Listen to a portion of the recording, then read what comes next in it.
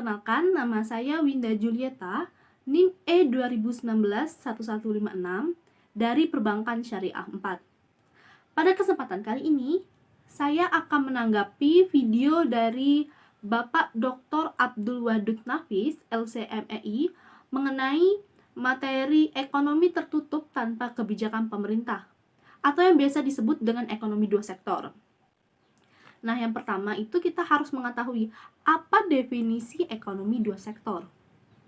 Definisi ekonomi dua sektor yaitu perekonomian yang terdiri dari sektor rumah tangga dan perusahaan, di mana bentuk yang paling sederhana dari analisis makroekonomi mengenai penentuan tingkat kegiatan ekonomi suatu negara.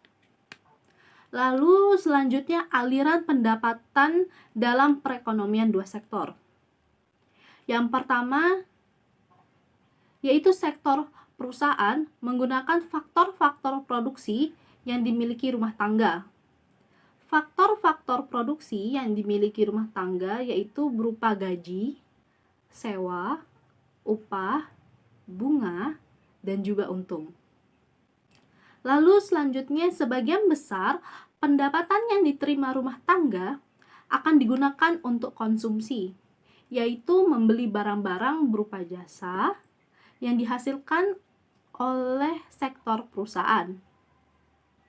Lalu sisa pendapatan rumah tangga yang tidak terpakai itu akan ditabung oleh institusi-institusi keuangan. Nah, uang yang ditabung ini bisa digunakan untuk modal oleh perusahaan-perusahaan yang membutuhkan, atau bisa dibilang sebagai meminjam uang yang dikumpulkan oleh badan-badan keuangan dari sektor rumah tangga itu tersendiri. Lalu ada kecondongan mengkonsumsi dan menabung. Konsep kecondongan konsumsi dibagi menjadi dua bagian, yaitu yang pertama kecondongan mengkonsumsi marginal atau marginal propensity to consume, MPC, yaitu perbandingan di antara pertambahan konsumsi yang dilakukan dengan pertambahan pendapatan disposable yang diperoleh. Yang kedua, kecondongan mengkonsumsi rata-rata atau average propensity to consume, APC, yaitu perbandingan di antara tingkat konsumsi dengan tingkat pendapatan disposable ketika konsumsi tersebut dilakukan. Selanjutnya, ada kecondongan menabung. Konsep kecondongan menabung ini sendiri dibagi menjadi dua bagian. Yang pertama itu ada kecondongan menabung marginal atau marginal propensity to save, MPC, yaitu perbandingan di antara pertambahan tabungan dengan pertambahan pendapatan. Lalu, selanjutnya itu yang kedua, ada kecondongan menabung rata-rata atau average propensity to save, APS, yaitu perbandingan di antara tabungan dengan pendapatan disposable.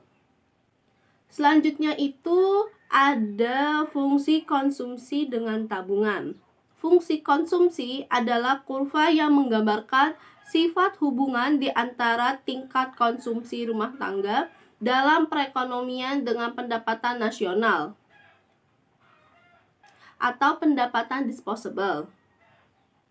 Selanjutnya itu ada fungsi tabungan.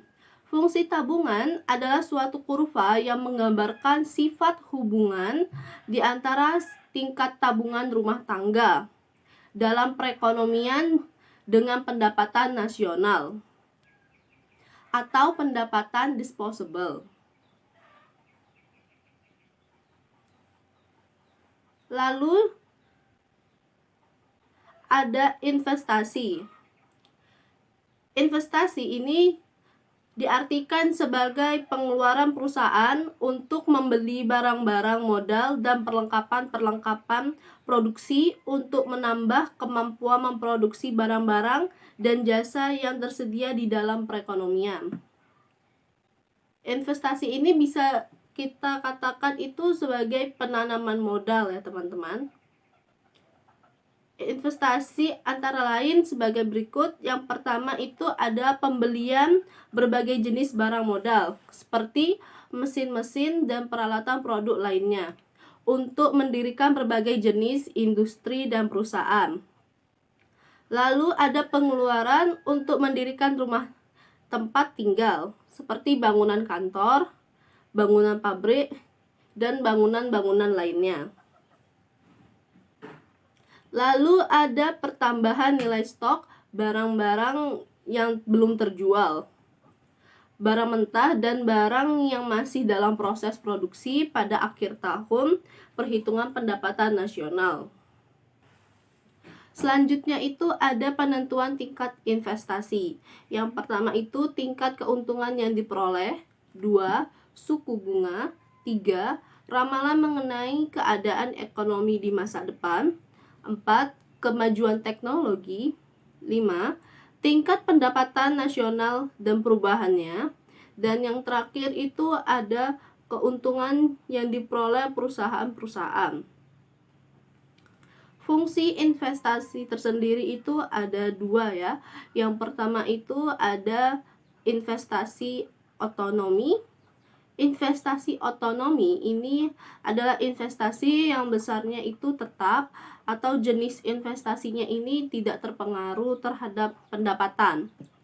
Lalu yang selanjutnya itu ada investasi terpengaruh. Investasi terpengaruh ini investasi yang besarnya terpengaruh oleh pendapatan nasional yang semakin tinggi. Pendapatan nasional yang semakin tinggi, maka investasinya juga akan semakin tinggi. Lalu yang terakhir ini ada keseimbangan perekonomian. Negara dalam perekonomian 2 sektor. Keseimbangan perekonomian negara ini tercapai apabila ketika pendapatan nasionalnya investasi sama dengan konsumsi. Rumusnya adalah Y sama dengan C plus I. Lalu investasi sama dengan tabungan. Rumusnya itu adalah I sama dengan S.